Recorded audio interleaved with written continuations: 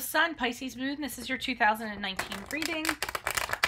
Keep in mind, if this reading resonates with you, consider a personal reading. My rates and info are below, so is my email. Just send me an email.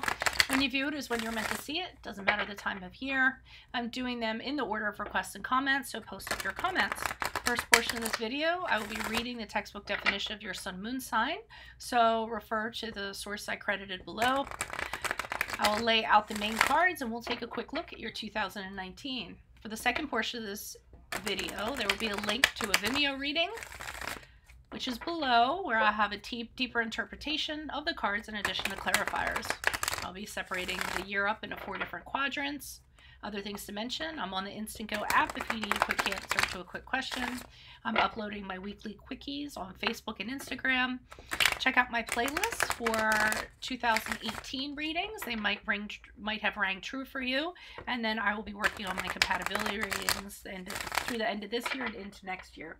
So, Leo Sun, Pisces Moon, the combination of your Sun and Moon sign brings together influences of very different natures. The confident majesty of Leo and the more progressive, fluctuating, and variable traits of Pisces blend to produce what is usually a very kind-hearted and likable personality. You are genuine in your attempt to make those you are close to happy and secure. Tuned in and very aware, you have the time and sympathy to listen and try to help those around you. Emotional and sentimental, your advice and counsel come straight from the heart. It's really hard for you to remain cool and aloof. It's also hard for you to say no to almost any sincere request, a fact that can sometimes drain you physically and emotionally. Your makeup includes a good deal of intuition, and you know well your abilities and try to live up to your high personal ideals. You are a very honest person and find it very hard ever to fool others. Fortunately, it may be equally hard for others to fool you, for yours is an exceptional understanding of human nature and motives. Outwardly, you can seem aggressive and forward, a bubbling and vigorous exterior, while inwardly you are so sensitive and sentimental, perhaps brooding and philosophic. Subject to deep thoughts and sometimes fits of depression, you need many true friends and companions to keep your spirits up. You're likely to be a very serious person with motives that are usually the highest. Okay, so Holy Spirit, angels, and divine guides, universe, please provide your truth, your wisdom, your clarity, your insight for Leo Sun, Pisces Moons. 2019, please grant me the objectivity to read these cards as they're intended to be read and say your messages as you intend to be said for Leo Sun, Pisces Moons, 2019. Holy Spirit angels, what do you see for Leo Sun, Pisces Moons for January, February, March? What do you see for them January, February, March? We have the High Priestess in the upright. What do you see for Leo Sun, Pisces Moons, April, May, June? You guys have the Two of Pentacles in the upright.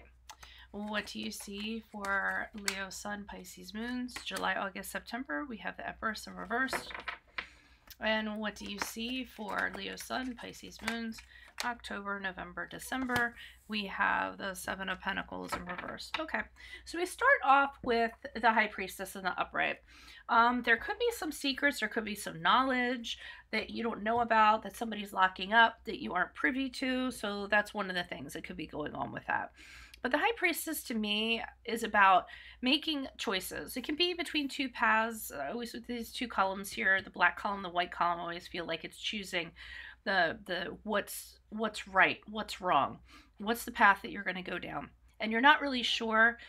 She has the moon here at her feet, so it's very elusive. So the High Priestess is about relying on your intuition, your spidey sense, your gut to figure out which way you're going to go in regards to something, or unlocking a mystery.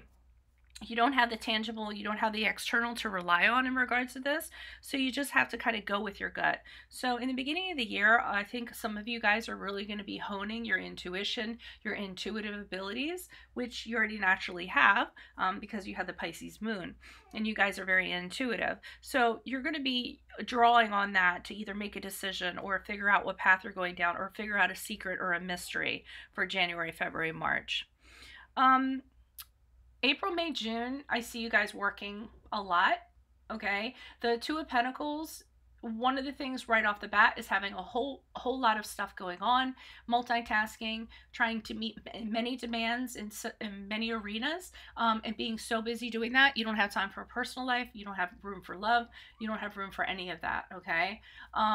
And it can also be trying to find a balance between work and a personal life. Okay, you're finding out you're working too much, you have too many things going on, and you're saying to yourself, hey, you know what, I know I need to work really hard to make ends meet, but I need to be able to make room for the family, for my lover, for what have you, and just going back and forth about how you're going to kind of do that. And you can actually be multitasking options about how you're going to go about doing that. We move forward to the Empress, July, August, September. Okay, there's a lack of growth where the Empress is concerned when she kind of shows up. One of the things about it, you could be kind of relying on what other people think or what other people are feeling, have a dependence on that before proceeding, and that's actually kind of blocking you. Okay, for others of you, you could be having fertility issues is something for a small percentage of you, having problems conceiving or whatnot, disruption in the home because she's very much about the home. It's just a general lack of growth, a general lack of fulfillment, and it usually has to do with the home. For others of you, you could be being, or somebody could be being, overprotective around this time, too much of a mother hen, also like a little too encroaching, a little too, not control freak, but definitely a little too overprotective. Okay. And then we move on to October, November, December. We have the Seven of Pentacles in reverse. So this is where, so you come out of this period where things aren't growing, and here I feel like you've made the decision that whatever you're working on, whatever you're trying to grow, whatever you're trying to do, even if you're trying to get pregnant, here's where you decide you're not going to do it anymore, because you really haven't seen any kind of return on your investment.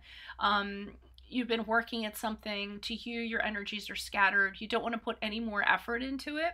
And I think, and it's just, it's work that just isn't inspiring. It's mundane. It's just something you don't want to do anymore. So I feel like at the end of the year, you make the decision to not continue to work on something or work towards something or invest in somebody or invest in something. Okay.